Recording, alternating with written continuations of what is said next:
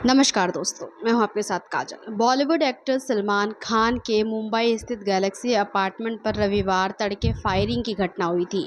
14 अप्रैल की सुबह 4:55 पर दो लोगों ने 4-5 राउंड फायरिंग की थी, जिसके बाद चारों तरफ दहशत का माहौल व्याप्त हो गया।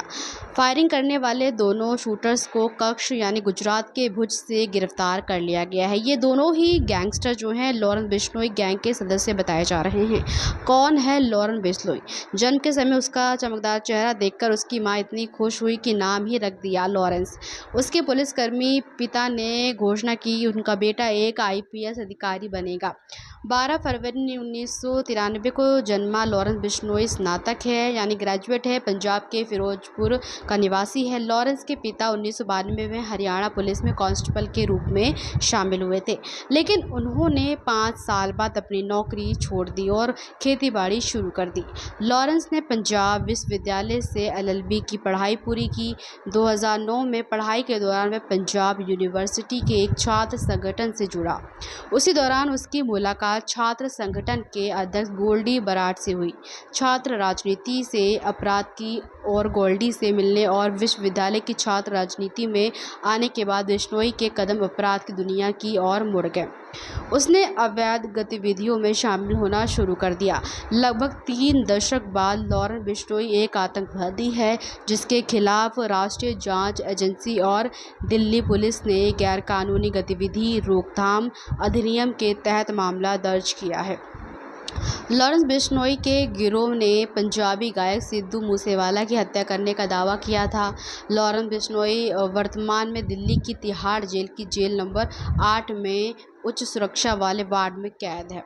लॉरेंस बिश्नोई के खिलाफ 2 दर्जन आपराधिक मामले हैं, जिनमें हत्या, जबरन वसूली के मामले भी शामिल हैं। हालांकि उसने इन आरोपों से इनकार किया है। चुनाव हारना एक अहम मोड़ जो बिश्नोई लोग उसे करीब से जानते हैं, वे उनके गुणों से अच्छी तरह वाकिफ़ हैं। वह कॉलेज चुनाव में एक कुशल योजनाकार साबित हुआ। उसने स्टूडेंट्स और ऑर्गेनाइजेशन ऑफ पंजाब यूनिवर्सिटी का गठन किया, जो आज भी मौजूद है। अच्छी योजना और दिन रात प्रचार के बावजूद बिश्नोई चुनाव हार गया।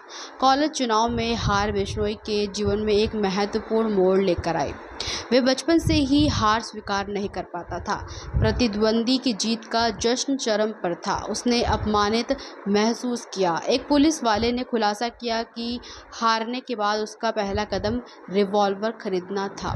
फरवरी 2011 में हाथापाई के दौरान बिश्नोई ने अपनी पिस्तौल निकाल ली और गोलियां चला दी। घातक रहा गैंगस्टरों का साथ। इस घटना के बाद बिश्नोई के खिलाफ पहली एफआईआर दर्ज की गई।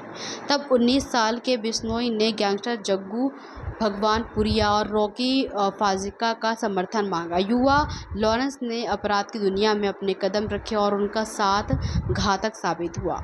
गुरदासपुर का रहने वाला भगवानपुरिया बिश्नोई और फाजिलिका के लिए एक तरह से गुरु था। उसने न केवल धंधे के गुण सिखाए बल्कि उसे अपने कामों में खुली छूट भी दी। बिश्नोई तेजी से आगे बढ़ा और उसने खुद को पंजाब के अपराध जगत में स्थापित कर लिया।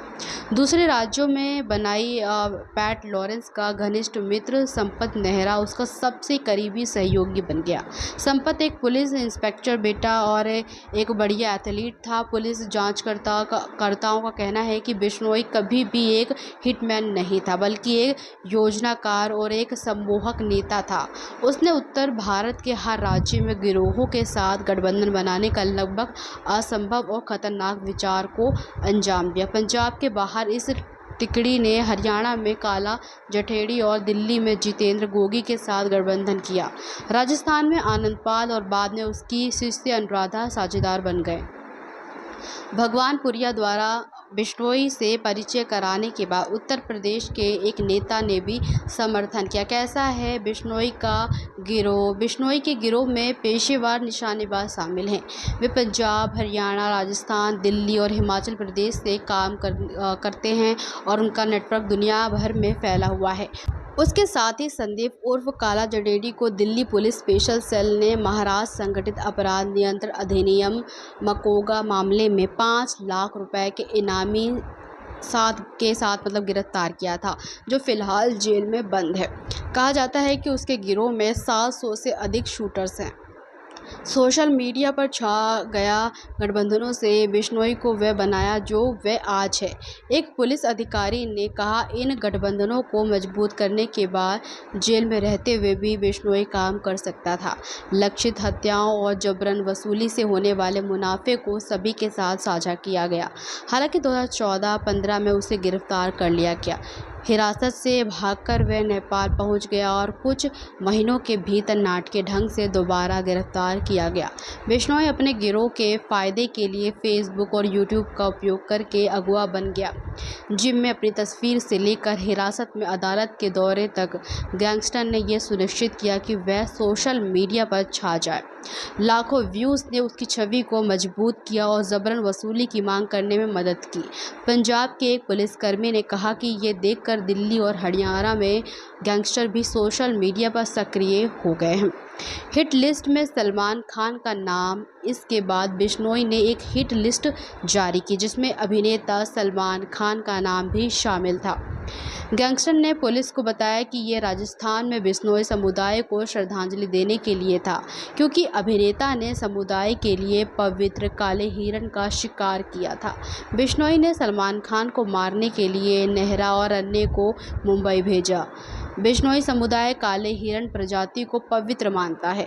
2022 की मई में पंजाबी गायक नेता सिद्धू मूसेवाला की हत्या ने बिश्नोई को अंतर्राष्ट्रीय स्तर पर सुर्खियों में ला दिया। बराड ने हत्या की जिम्मेदारी ली। सुरक्षा प्रतिष्ठानों ने आखिरकार बिश्नोई पर तुरंत फंदा कस लिया। जेल में उसको मिली खुली छूट खत्म हो गई। NIA ने खालिस्तान समर्थकों के साथ उनके संबंधों और ISI के साथ उनके जुड़ाव के आरोपों की जांच करना भी शुरू कर दिया। वहीं UAPA के तहत FIR दर्ज बिश्नोई के सिंडिकेट और उसके सहयोगियों पर पूरी तरह से कार्रवाई करने का आदेश दिया गया। उसके और अन्य लोगों के खिलाफ UPA के तहत FIR दर्ज की गई।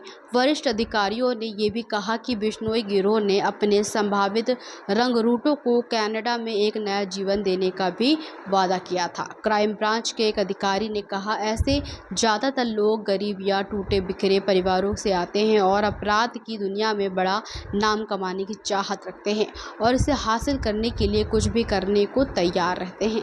अधिकारियों ने कहा कि इंस्टाग्राम और फेसबुक गिरोह के सदस्यों को प्रभावित करने और भर्ती करने में बहुत बड़ी भूमिका निभाते हैं। खैर, इस पर आपकी क्या राय है, हमें कमेंट सेक्शन में ज़रूर बताइएगा। हमारे चैनल को लाइक एंड सब्सक्राइब करना ना भूलें।